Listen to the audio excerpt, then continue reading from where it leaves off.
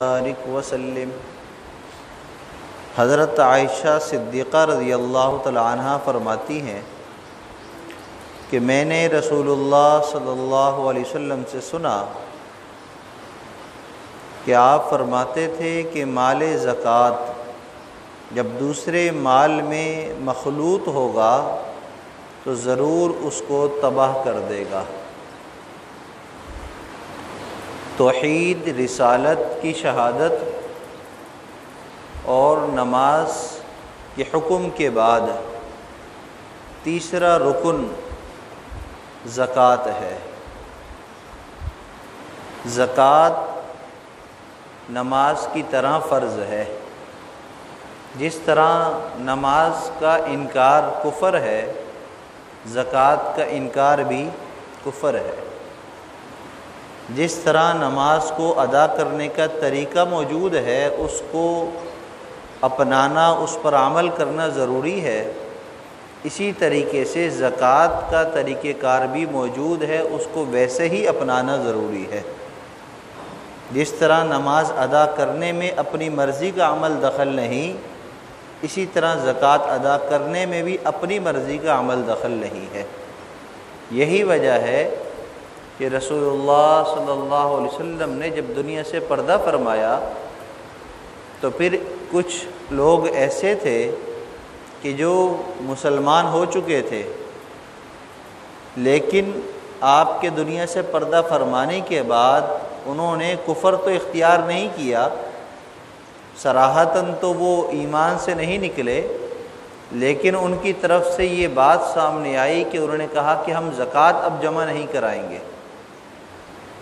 کہ رسول اللہ صلی اللہ علیہ وسلم کے زمانے میں ہر علاقے اور قبیلے والوں میں عاملین مقرر تھے کہ وہ زکوٰۃ سارے مالدار ان کو ادا کریں گے اور وہ آ کر بیت المال میں جمع کرائیں گے، یا اللہ کے محبوب صلی اللہ علیہ وسلم کا جو حکم ہوتا ویسا عمل کرتے۔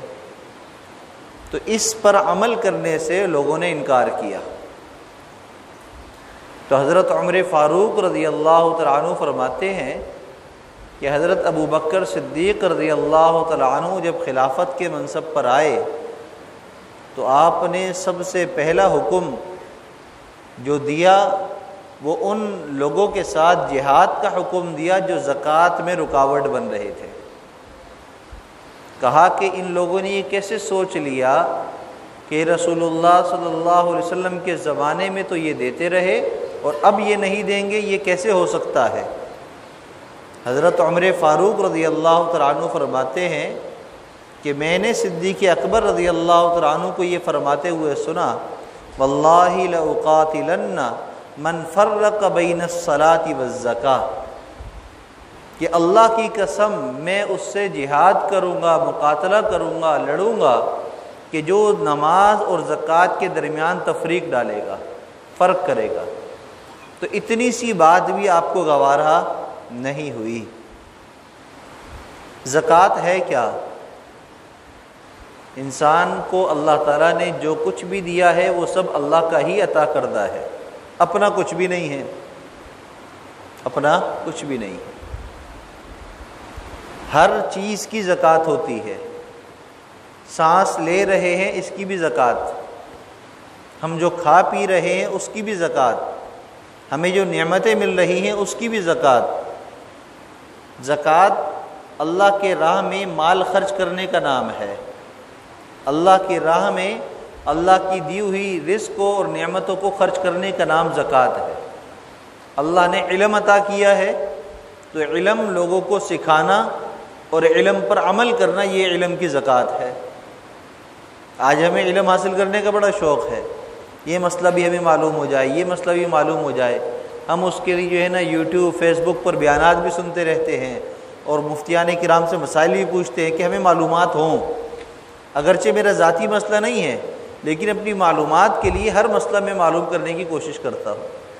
لیکن کبھی ہم نے یہ سوچا کہ یہ معلومات جو ہم جمع کرتے ہیں، آیا اس پر ہم عمل کتنا کرتے ہیں، اور پھر اس معلومات کو علم کے درجے تک لانے کے لیے جو اس کے تقاضے ہیں ان کو ہم کتنا پورا کرتے ہیں، یہ ہم نے کبھی نہیں سوچا۔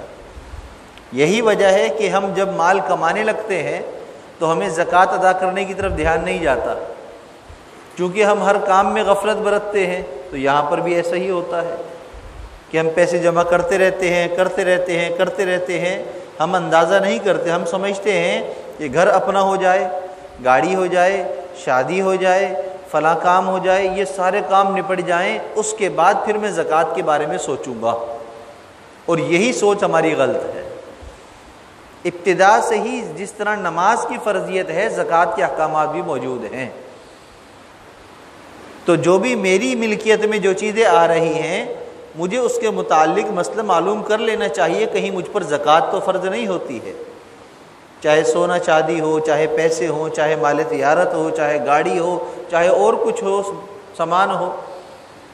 بعض مرتبہ ہم سامان جمع کرتے رہتے ہیں گھر کے اندر، ہمارے پاس بہت قسم کے سامان جمع ہو جاتے ہیں، اب قیمتی اشیاء بھی ہوتی ہیں اس کے اندر، اور اتنی زیادہ قیمت ہوتی ہے کہ اگر اس کو بیچا جائے تو انسان کے پاس نصاب پورا ہو جاتا ہے۔ لیکن ہم کہتے ہیں سامان ہی تو ہے، اس سے تھوڑی کوئی میں تجارت تھوڑی کر رہا ہوں، لیکن ہمیں مسئلہ پھر بھی معلوم کر لینا چاہیے، کہیں ہم پر زکوٰۃ تو نہیں بنتی۔ فقہائے کرام نے زکوٰۃ کے 3 پہلو بیان فرمائے ہیں کہ ہم جو زکوٰۃ ادا کرتے ہیں اس کے 3 طرح کے پہلو ہیں۔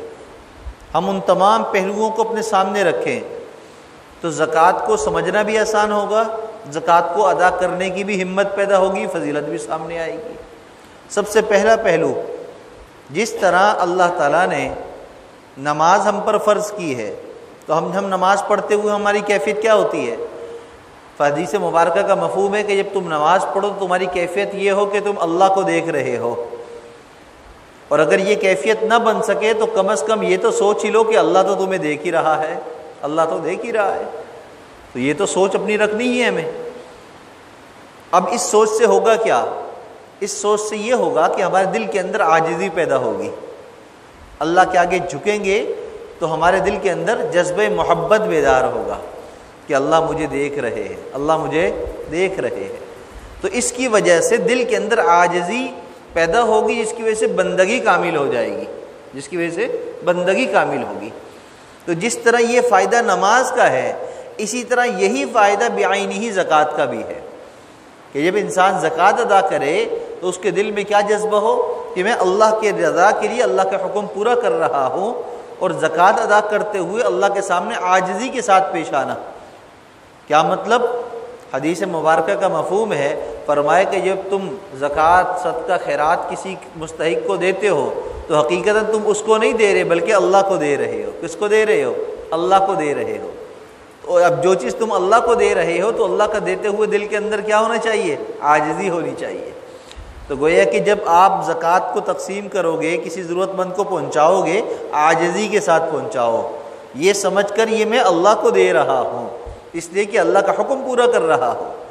تو جب یہ جذبہ دل کے اندر ہوگا، یہ پہلو دماغ میں ہوگا، تو خود بخود زکوٰۃ ادا کرتے ہوئے بندگی کا جذبہ دل کے اندر آ جائے گا، اور انسان اس کو ادا کرتے ہوئے اللہ کی رضا چاہے گا، اور کیا کہے گا؟ بس اللہ آپ قبول فرما لے، اللہ آپ قبول فرما لے۔ جس طرح ہم نماز پڑھتے ہیں اور نماز کے بعد ہم کیا پڑھتے ہیں؟ استغفر اللہ۔ کیوں؟ نماز ہم نے کوئی گناہ کا کام کیا؟ نہیں، نماز جیسے پڑھنے کا حق تھا ویسے نہیں پڑھ سکے، اس میں کمی کوتاہی رہ گئی، اللہ اس پر مجھے معاف فرما دے۔ اسی طرح زکوٰۃ ادا کریں، اور زکوٰۃ ادا کرتے ہوئے اللہ سے عاجزی کے ساتھ دعا مانگے، اللہ میں نے تو اپنی طرف سے ساری معلومات کے حساب سے ادا کر دی، جو بھی کمی کوتاہی رہ گئی اللہ اس کو معاف فرما دے، جیسے حق تھا ادا کرنے کا ویسے میں ادا نہیں کر سکا۔ تو جب یہ جذبے کے ساتھ ہم زکوٰۃ کو ادا کریں گے تو پھر دیکھیے کہ اس زکوٰۃ کا فائدہ ہمارے دل کو کتنا زیادہ ملے گا، ذہن بھی پرسکون ہوگا، اور دل کے اندر اللہ کا قرب بھی ہمیں محسوس ہوگا، دل بھی ہمارا اللہ کی طرف کھینچے گا۔ دوسرا پہلو، زکوٰۃ کے ذریعے ضرورت مندوں کی ضرورت کو پورا کیا جاتا ہے، حاجت مندوں کی حاجت کو پورا کیا جاتا ہے، پریشان حالوں کی پریشانیوں کو کے اندر ان کی مدد کی جاتی ہے۔ اور یہ درجہ کیا ہے؟ جس کو کہتے ہیں اخلاقیات۔ کیا کہتے ہیں؟ اخلاقیات۔ اگر آپ راستے سے جا رہے ہیں، آپ نے کوئی تکلیف دہ چیز دیکھی، ہٹا دی، تو کہ لوگ کیا کہتے ہیں؟ بڑا با اخلاق آدمی ہے۔ آپ نے کسی سے بات کی، بات کرتے ہوئے اچھے انداز سے آپ پیش آئے، کہتے ہیں با اخلاق ہے۔ جب آپ کسی کی مالی مدد کریں گے تو ہر ایک کے دل کے اندر آپ کے لیے کیا جذبہ آئے گا؟ بہت نیک آدمی ہے، با اخلاق آدمی ہے۔ ہے، مال خرچ بھی کر رہا ہے اور عاجزی کے ساتھ بھی کر رہا ہے، اپنے آپ کو بڑا بھی نہیں سمجھ رہا ہے۔ اخلاقیات کا پہلو ہم سامنے رکھیں زکوٰۃ ادا کرتے ہوئے۔ زکوٰۃ ادا کرتے ہوئے یہ جذبہ نہ ہو کہ بس یہ غریب فقیر ہیں ان کو دے دو، نہیں، بلکہ زکوٰۃ دینے والے کو چاہیے کہ وہ آ کر دے، عاجزی اختیار کرے، اخلاق کے دائرے کے اندر ہم آئیں زکوٰۃ ادا کرتے ہوئے۔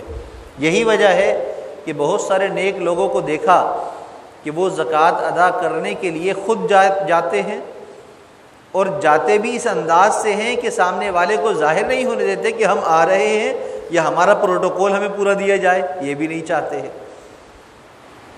میں حیران ہو گیا اس بات کو سن کر کہ ایک مرتبہ ایک مجلس میں حضرت شیخ الاسلام مفتی محمد تقی عثمانی صاحب دامت برکاتہم العالیہ تشریف فرما تھے، مہمان خصوصی بیٹھے ہوئے ہیں، آپ بھی اسٹیج پر ہیں اور بھی مہمان بیٹھے ہوئے ہیں۔ آپ اٹھے اور اٹھ کر گئے اور جا کر پانی گلاس میں لیا اور آ گئے۔ دوا کا وقت تھا، دوا کھانی تھی، تو وہ دوا کھا لی پانی سے، آ کر بیٹھ گئے۔ اب جو قریب تھے سارے میزبان یا اور مہمان تھے وہ ایک دم پریشان ہوئے اور آ کر حضرت کہا، حضرت ہم آپ کی خدمت کے لیے یہاں بیٹھے ہوئے ہیں، آپ کیوں تکلیف کرتے ہیں، اٹھ کے جاتے ہیں؟ تو عجیب بات فرمائی، حضرت فرمانے لگے کہ یہ تم نے کب سے سمجھ لیا کہ تم مخدوم ہو میرے؟ تم نے یہ کیسے سمجھ لیا کہ تم میرے مخدوم ہو، میرے خادم ہو؟ میں نے تمہیں خادم بنایا کب ہے؟ کیا ہم کہنے کا مقصد کیا تھا کہ میں بھی تمہاری طرح انسان ہوں، تم میری خدمت کیوں کرنا چاہتے ہو؟ میں تو ایک عام انسان ہوں، میں اپنے کام خود کر سکتا ہوں۔ ابھی سال کا اختتام ہوا، مدارس میں امتحانات ہوئے، اس سے قبل جب آخری درس ہوتا ہے تو ہر استاد اپنے طلباء کو نصیحت کرتے ہیں۔ ہمارے اساتذہ نے بھی جب ہم آخری سال میں آخری دن تھا ہمارا سبق کا، بڑی نصیحتیں فرمائیں۔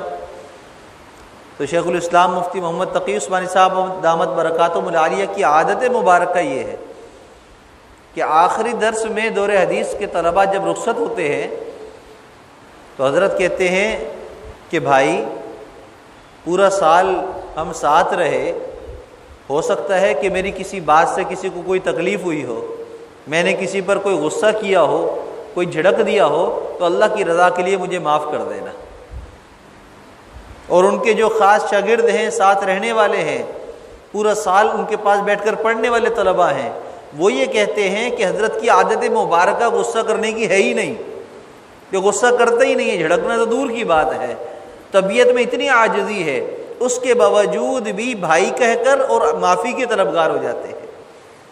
یہ ہے اصل اخلاقیات، کہ ہم دین کی خدمت کر کے اپنے آپ کو بہت بڑا نہ سمجھ لیں، ہم نماز پڑھ کے اپنے آپ کو لوگوں میں اپنے آپ کو شو نہ کریں ہم بڑے نوازی بن گئے، نہیں، اسی طرح زکوٰۃ کا معاملہ ہے کہ ہم زکوٰۃ اس طریقے سے ادا کریں، اول تو مستحق کو پتہ نہ چلے کہ زکوٰۃ ہم نے اس تک پہنچائی ہے، اور اگر پتہ چل جائے تو ہم ایسے پیش نہ آئیں کہ وہ ہماری خدمت میں لگا ہو، ہم اس کے جو ہے سامنے اس کے آقا بن کے کھڑے ہو، ہم اپنے کام اس سے نکال رہے ہو، یہ انداز نہیں ہونا چاہیے۔ تو یہ ہے اصل زکوٰۃ کا پہلو کہ زکوٰۃ ادا کرنے کی وجہ سے ہمارے اخلاق بلند ہونے چاہیے، ہمارے اخلاق بلند ہونے چاہیے۔ جس طرح نماز پڑھنے سے دل کے اندر عاجزی پیدا ہونا ضروری ہے، اسی طرح زکوٰۃ ادا کرنے سے اخلاقیات کا بلند ہونا بھی ضروری ہے۔ تیسرا پہلو فرمایا کہ جب انسان کے پاس مال آتا ہے تو مال کی محبت بھی آ جاتی ہے، اور انسان مال پرست بن جاتا ہے، اور اس محبت کے اندر مبتلا ہو کر وہ دنیا میں ایسا مشغول ہوتا ہے کہ اللہ کی طرف سے بے دھیان غافل ہو جاتا ہے۔ تو فرمایا کہ زکوٰۃ ادا کرو اور یہ سوچ کر کہ اللہ میرے دل سے مال کی محبت کو ختم فرما دے، مال کا جو محبت والا جذبہ ہے وہ میرے دل سے ختم ہو جائے، اس جذبے کے ساتھ مال کی زکوٰۃ کو ادا کرو۔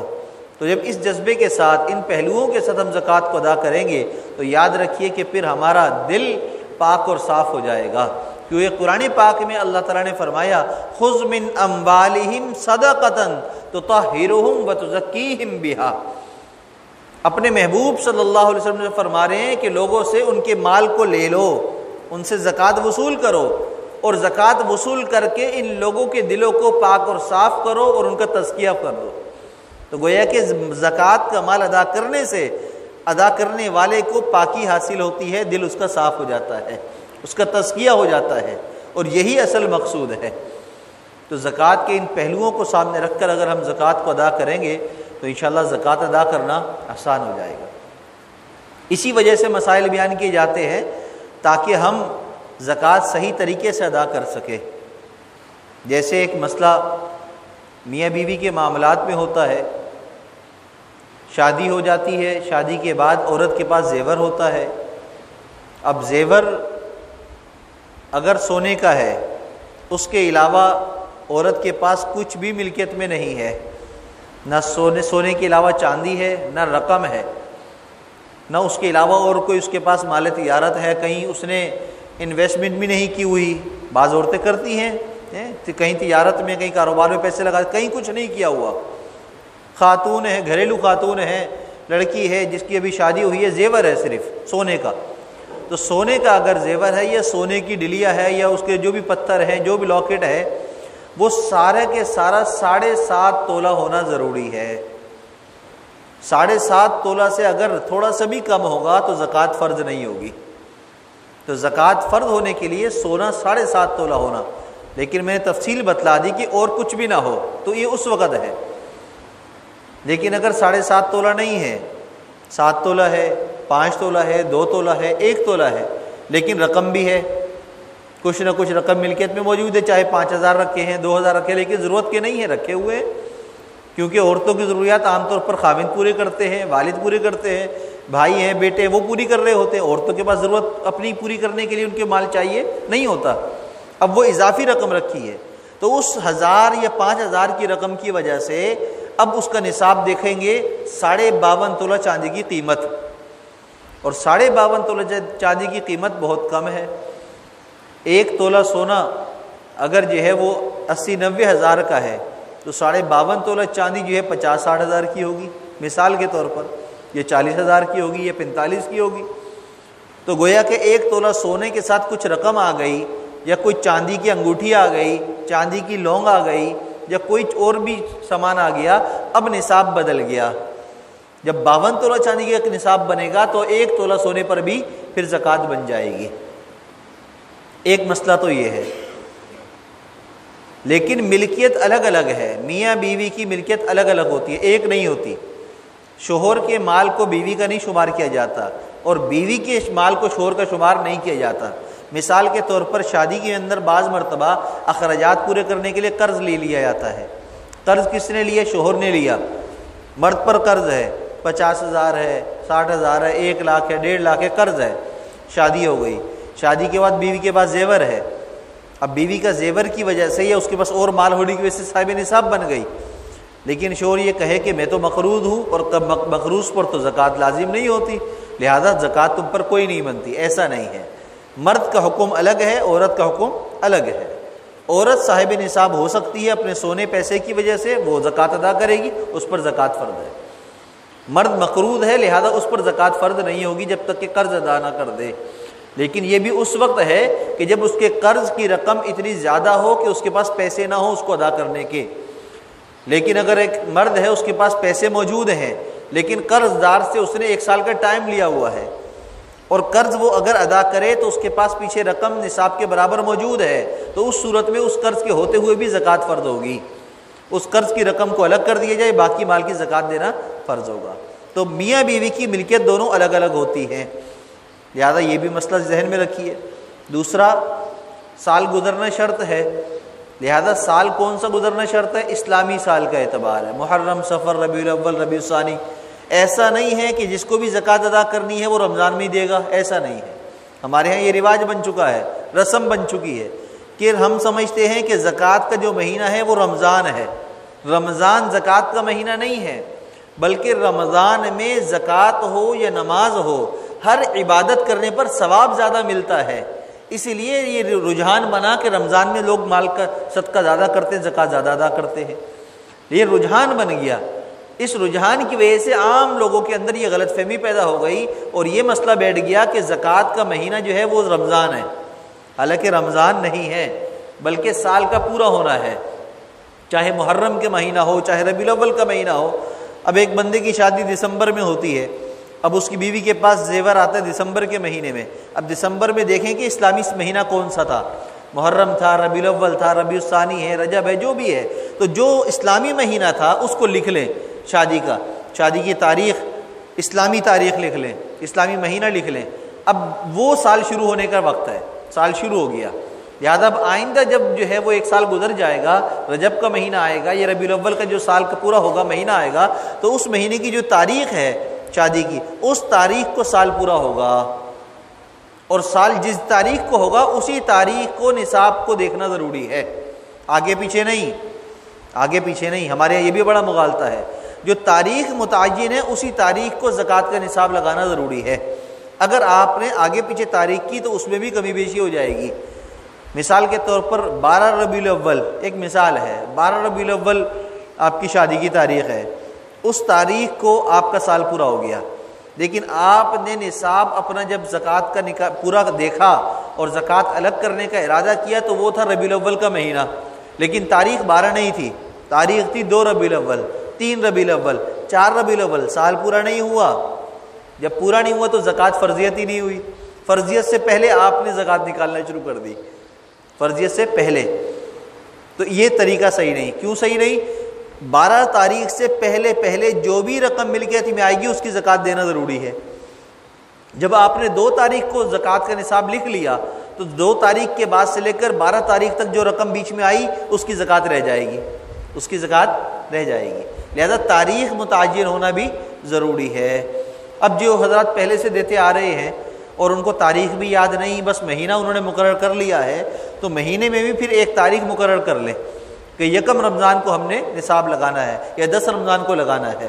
جو ہمارا جو بھی مہینہ اب چل رہا ہے اسی مہینے کی کوئی ایک تاریخ فکس کریں اور ہر سال پھر اسی تاریخ کو آپ نصاب دیکھیں کہ ہمارا کیا بنتا ہے اور کیا دینا ہے. تیسرا مسئلہ, بیوی پر سونے کی وجہ سے زکوٰۃ فرض ہو گئی. اب زکوٰۃ ادا کون کرے گا؟ اس کا شوہر کرے گا یا وہ خود کرے گی؟ زکوٰۃ جس پر فرض ہوتی ہے اسی کے ذمے ادا کرنا بھی فرض ہوتا ہے. البتہ اگر شوہر, والد, بھائی, بیٹا یہ کہے کہ میں زکوٰۃ ادا کر رہا ہوں, کوئی بات نہیں, بس بتا دو کتنی ہے میں دے دوں گا, تو ادا ہو جائے گی. جس طرح میاں بیوی کے رشتے میں اخلاقیات کا دائرہ چلتا ہے اور اس اخلاقیات کے زمرے میں عورت مرد کے کپڑے بھی دھوتی ہے, استری بھی کرتی ہے, گھر کے کام کاج بھی کرتی ہے, سارے اس کے گھر کے کام کاج دیکھ بھال بھی کرتی ہے, آنے والے مہمانوں کا استقبال بھی کرتی ہے, ان کے لیے کھانے بھی بناتی ہے, جو شرعی اعتبار سے فرض تو نہیں ہے, یہ تو اخلاقیات ہیں آپس کے اندر. جب وہ گھر داری پوری کر رہی ہے تو مرد کے ذمے بھی اخلاقیات یہی ہیں کہ اس کے اوپر بھی جو مالی حقوق آ رہے ہیں, چونکہ وہ خود کماتی تو ہے نہیں, لہذا اس کے مالی حقوق بھی وہ پورے کرے. لیکن فرض نہیں ہے. فرض نہ ہونے کا مطلب یہ ہے شوہر کے پاس پیسے نہیں ہیں اور شوہر کہے کہ میرے پاس تو زکوٰۃ دینے کی رقم ہی نہیں ہے, میں کیا کروں؟ اب حکم یہ کہ عورت ادا کرے. عورت کے پاس پیسے ہیں تو صحیح ہے, ورنہ سونے میں سے ہی کوئی چیز بیچ کر زکوٰۃ کو ادا کرے. یہ بھی مشکل کام ہے, سونا بیچنا بڑا مشکل کام ہے. سونا آنا تو آسان ہے, ہر برتھ ڈے یاد رہتی ہے, ہر پروگرام عورت کو یاد رہتا ہے, کیونکہ اس پہ کبھی انگوٹھی لینی ہے, کبھی لاکٹ لینا ہے, کبھی چین لینی ہے, کبھی کڑے, کبھی چوڑیاں. لیکن جب زکوٰۃ ادا کرنی ہو, میں کماتی تھوڑی ہوں, یہ تو آپ کو دینی ہے, میرے پر تھوڑی ہے, میں تو سارے کام گھر کے کرتی ہوں, میں کوئی نوکری تھوڑی کر رہی ہوں. یہی وجہ ہے کہ ہمارے ہاں انہی چیزوں کی وجہ سے غلط فہمیاں بہت پھیل گئی ہیں, بہت بڑھ گئی ہیں, اور اخلاقیات سے ہم ہٹ جاتے ہیں. مثال کے طور پر بعض خواتین جاب کرتی ہیں, کیا کر رہی ہیں؟ ٹیچنگ کر رہی ہیں, یا کہیں کسی آفس میں نوکری کر رہی ہیں, کوئی بھی کام کر رہی ہے, یا ان کا آن لائن بزنس چل رہا ہے خواتین کا. اب وہ کیا ہوتا ہے, جو خاتون کمائے گی وہ تو اپنی اکاؤنٹ میں جائے گا, جو مرد کمائے گا وہ پورے گھر میں خرچ ہوگا. یہ اصول کہاں سے آ گیا بھائی؟ جب کمانے کے لیے مرد کے برابر کھڑی ہو گئی ہے تو اب خرچے بھی برابر کے کرے, بجلی کا بل بھی آدھا کرے, گیس کا بل بھی کرے, گھر کے کھانے پینے کے خرچے بھی پورے کرے. وہ نہیں کریں گی تو بھائی یہ غلط بات ہے, ایسا نہیں ہے. بوجھ برابری کا ہونا چاہیے. اگر مرد اخلاقیات کے ساتھ چل رہا ہے, عورت کو بھی اخلاقیات کے دائرے میں رہنا چاہیے. اسی وجہ سے تو شریعت نے کہا ہے الرجال قوامون علی النساء, کہ فیصلے کا حق مرد کو دیا ہے, عورت کو اس کا ماتحت بنایا ہے. اور جو عورتیں مردوں کے ماتحت ہو کر چلتی ہیں ان کی زندگی کی خیر و برکتیں ہی کچھ الگ ہوتی ہے۔ اور جو عورتیں کہتی ہیں کہ نہیں ہم اپنی مرضی پوری کریں گے، آپ دیکھیں وہ زندگی کے ہر موقع پر پریشان نظر آئیں گی، حالات کے اندر بھی، اولاد کی طرف سے بھی، مالی معاملات میں بھی۔ وجہ کیا؟ دلوں کے اندر دوری پیدا ہو جاتی ہے، جس کی وجہ سے آپس میں ایک دیوار کھڑی ہو جاتی ہے، بس مفاد تک ساتھ رہتے ہیں، مفاد ختم ہوتے ہیں تو دونوں میں دوریاں پیدا ہونی شروع ہو جاتی ہیں۔ تو بھئی ہم مفاد کے ساتھ نہ چلیں، میاں بیوی کا رشتہ مودہ، محبت کے لیے ہے، آپس کے سکون کے لیے ہے، آپس کی دلجوئی کے لیے ہے، لہذا اس رشتے کو ویسا ہی قائم رکھیں۔ اور یہ صورت اس کی یہی ہے کہ زکوٰۃ عورت پر فرض ہوتی ہے، ادا مرد کرے۔ ہاں، گھر کے کام کاج مرد کے اپنے ذمے ہیں کرنے، لیکن عورت ادا کرے۔ یہی اخلاقیات ہے، یہی دین اسلام کی تعلیم ہے۔ جب ہم اس کو اپنا کر چلیں گے تو انشاءاللہ معاملات ہمارے آسان ہو جائیں گے۔ مرد مقروض ہے، شوہر مقروض ہے، قرض ہے، بیوی پر زکوٰۃ فرض ہے۔ اب بیوی زکوٰۃ نکالے اور یہ کہے کہ شوہر کا قرض ادا ہو جائے، جائز نہیں ہے، جائز نہیں ہے۔ بعض فقہا نے یہ مسئلہ لکھا ہے کہ اگر بیوی اپنی زکوٰۃ شوہر کو ادا کرنا چاہے اس کے قرض میں تو ادا کرے تو اس کی زکوٰۃ ادا ہو جائے گی، لیکن فقہائے احناف کے ہاں یہ مسئلہ بالکل واضح ہے۔ جس طریقے سے اخلاقیات اور محبت کے لیے وہ رشتہ ان کا ہے اس کو برقرار رکھا جائے، لہذا جس طرح شوہر کے لیے حکم ہے کہ وہ اپنی زکوٰۃ بیوی کو نہیں دے سکتا، اسی طرح بیوی بھی اپنی زکوٰۃ شوہر کو ادا نہیں کر سکتی۔ ہاں، شوہر کے پاس اگر مال نہیں ہے، مقروض ہے، اور عورت اس کی مدد کرنا چاہتی ہے تو اپنے مال میں سے کرے، اپنا مال اس کو دے، محبت بھی بڑھے گی اور اس کا قرض بھی ادا ہو جائے گا۔ زکوٰۃ دینا یہ تو گویا کہ اپنے شوہر کو نیچا دکھانے کے زمرے میں آ جائے گا، اس لیے کہ ہمارے ہاں زکوٰۃ کو تو میل کچیل اس درجے میں سمجھا جاتا ہے کہ جیسے زکوٰۃ لینے والا کوئی معاشرے کا کوئی گندا کیڑا بن گیا۔ ایسا نہیں ہے، حالانکہ جو ضرورت مند ہے، مستحق ہے، مقروض ہے، اگر وہ زکوٰۃ لے کر استعمال کرتا ہے تو اس کے لیے پاک اور حلال مال ہے زکوٰۃ کا۔ دینے والے کے لیے میل کچیل ہے، لینے والے کے لیے نہیں ہے، لیکن یہاں پر منع ہے۔ اسی طرح والدین کے اوپر کوئی قرض ہو یا والدین ضرورت مند ہوں اور اولاد یہ چاہے کہ میں اپنی زکوٰۃ کے مال میں سے والدین کی خدمت کر دوں، مدد کر دوں، جائز نہیں ہے، زکوٰۃ ادا نہیں ہوتی، اس لیے کہ ماں باپ کی ساری ذمہ داری اولاد پر ہے۔ اولاد میں صرف بیٹوں پر نہیں ہے، بیٹے ہوں یا بیٹیاں ہوں سب پر ہے۔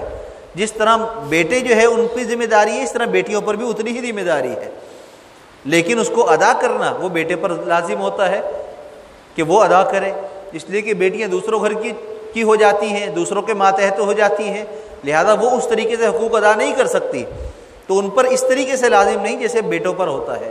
لیکن زکوٰۃ کے ذریعے ماں باپ کی نہ خدمت کی جا سکتی ہے، نہ ان کے قرض کو ادا کیا جا سکتا ہے، بلکہ اپنے ذاتی مال میں سے، پاک حلال مال میں سے ان کی ضروریات بھی پوری کرنا ضروری ہے، ان کے قرض کو ادا کرنا بھی ضروری ہے۔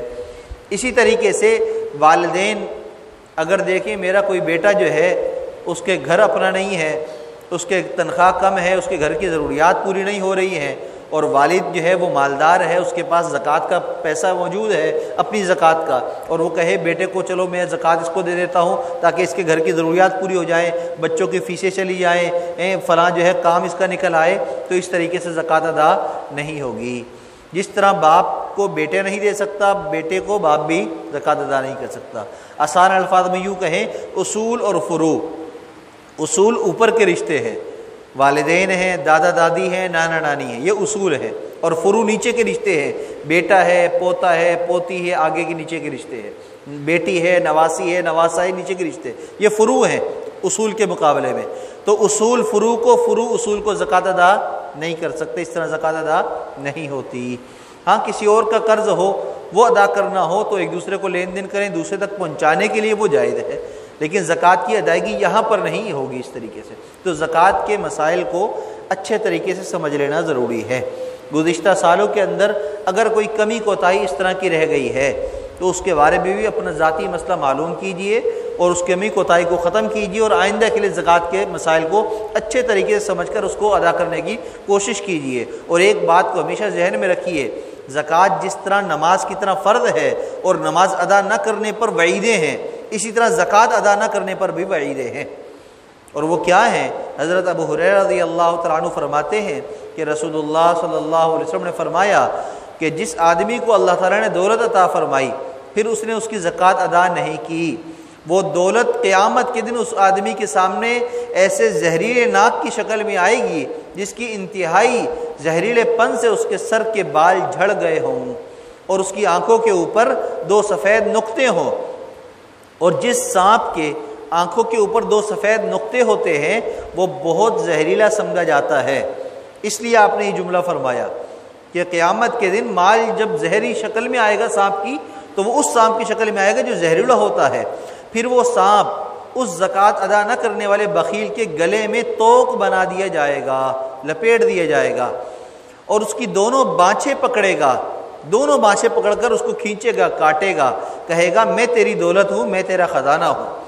اور یہ فرمانے کے بعد رسول اللہ صلی اللہ علیہ وسلم نے یہ آیت مبارکہ تلاوت فرمائی، وَلَا يَحْسَبَنَّ الَّذِينَ يَبْخَلُونَ بِمَا آتَاهُمُ اللَّهُ مِنْ فَضْلِهِ هُوَ خَيْرٌ لَّهُمْ بَلْ هُوَ شَرٌّ لَّهُمْ سَيُطَوَّقُونَ مَا بَخِلُوا بِهِ يَوْمَ الْقِيَامَةِ، کہ یہ گمان نہ کریں لوگ کہ جو بخل کرتے ہیں کہ مال و دولت میں کہ اللہ نے اپنے فضل سے ان کو دے دیا اب وہ اس کی زکوٰۃ ادا نہیں کرتے، فرمایا کہ وہ مال و دولت ان کے حق میں بہتر ہے۔ یہ نہ سمجھیں، کیا مطلب؟ بعض لوگ کیا سمجھتے ہیں، نوکری نہیں تھی نوکری مل گئی، کاروبار چل نہیں تھا چل پڑا، اب اس سے پوچھو کیا حال ہے، بس اللہ کا فضل ہے، اللہ کا فضل ہے۔ مال بڑھ جانے کو اللہ کا فضل سمجھتے ہیں، مال کم ہو جانے کو اللہ کے فضل کے ختم ہونا سمجھتے ہیں، یہ بات درست نہیں ہے۔ اللہ یہ قرآن پاک میں فرما رہے ہیں کہ دولت کو اللہ کا فضل سمجھتے ہیں لوگ، تو یہ اللہ کا فضل اس وقت اس صورت میں ہے کہ جب اس کا حق ادا ہو رہا ہو، اگر اس مال کا حق ادا نہیں ہوا تو وہ اللہ کا فضل نہیں ہے۔ جیسے میں کہا کرتا ہوں کہ مکان بنایا، بلڈنگ بنائی، کہاں سے؟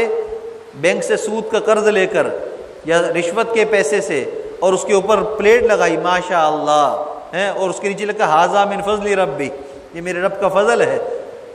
حرام مال کو اللہ کا فضل بتلایا جا رہا ہے، یعنی اللہ پر اتنی بڑی تہمت الزام تراشی ہو رہی ہے کہ اللہ نے جس چیز سے منع کیا اسی مال کو اللہ کا فضل کہہ رہے ہو، الزام لگا رہے ہو اللہ پر اتنے، اور وہ سر عام کر رہے ہو گناہ، اور اس سے کوئی ڈر خوف نہیں ہے۔ تو فرمایا کہ وہ مال و دولت ان کے حق میں بہتر ہے، بلکہ انجام کے لحاظ سے وہ ان کے لیے بدتر ہے اور شر ہے۔ قیامت کے دن ان کے گلوں میں توق بنا کے ڈالی جائے گی وہ دولت جس میں انہوں نے بخل کیا، جس کی زکوٰۃ ادا نہیں کی۔ اب عجیب بات یہ ہے کہ اس آیت مبارکہ میں اور حدیث مبارکہ میں اللہ کے محبوب صلی اللہ علیہ وسلم نے جو وعید فرمائی، کیا فرمایا؟ زکوٰۃ ادا نہ کرنے والے کا جو مال ہے وہ کیا بنے گا؟ سانپ، زہریلا سانپ۔ کیوں؟ دین کا ہر حکم ترغیب کا ہو یا ترہیب کا ہو، وعید کا ہو یا فضیلت والا ہو، عقل کے موافق ہے۔ کیسے؟ اگر ہم کسی سے کہیں کہ بھئی مجھے ضرورت ہے اتنے پیسے دے دو اور وہ نہ دے، ہم کیا کہتے ہیں؟ مال پر سانپ بنا بیٹھا ہے، مال پر سانپ بنا بیٹھا ہے، یہ محاورہ مشہور ہے۔ تو جو ہماری عقل میں بات آتی ہے مال قبضہ کرنے والے کے لیے، مال کی زکوٰۃ ادا نہ کرنے والے کے لیے، بخیل کے لیے، وہی بات اللہ کی طرف سے وعید کی صورت میں بھی اللہ کے محبوب صلی اللہ علیہ وسلم نے بیان فرمائی۔ جس طرح تم اس مال پر دنیا کے اندر سانپ بن کے بیٹھے رہے تھے، اللہ تعالیٰ اسی مال کو اب تم پر سانپ بنائے گا، اس مال کو تم پر سانپ بنائے گا۔ دنیا میں تم نے جو کردار ادا کیا مال کے ساتھ، اب وہ مال کردار ادا کرے گا قیامت کے دن تمہارے ساتھ۔ دوسری بات، یہ جو وعید ہے نا، یہ جہنم کے بارے میں نہیں ہے، یہ قیامت کے بارے میں ہے۔ تو گویا کہ زکوٰۃ ادا نہ کرنے والے کو ایک سزا تو قیامت کے دن ملے گی، سانپ ڈالا جائے گا، پھر حساب کتاب ہو کر جہنم میں جب ڈالا جائے گا وہاں الگ سزا ہوگی۔ 2 سزائیں اس کو قیامت کے دن کی ہیں، دنیا میں تو ہے ہی ہے سزا۔ تو اس لیے بھائی، جس طرح بہت سارے کام ایسے ہیں جو احکامات پر عمل نہ کریں تو اللہ کی طرف سے دنیا میں بھی سزا، آخرت میں بھی سزا۔ اسی طرح یہ مال کا معاملہ ہے، دنیا میں مال میل کچیل بن جائے گا، حرام ہو جائے گا، سب کھانا بھی حرام، پینا بھی حرام، آخرت میں قیامت کے دن بھی سزا، پھر جہنم کی سزا وہ الگ۔ اللہ تعالی ہم سب کی حفاظت فرمائے، اللہ ہم سب کی مغفرت فرمائے۔ بعض دفعہ جانے انجانے میں ہم ایسے کام کر جاتے ہیں جس کا ہمیں اندازہ نہیں ہوتا، تو اس لیے ہمیں بہت زیادہ احتیاط کے ساتھ دینی احکامات کو سمجھنا چاہیے اور اس پر عمل کرنے کی کوشش کرنی چاہیے۔ اللہ ہم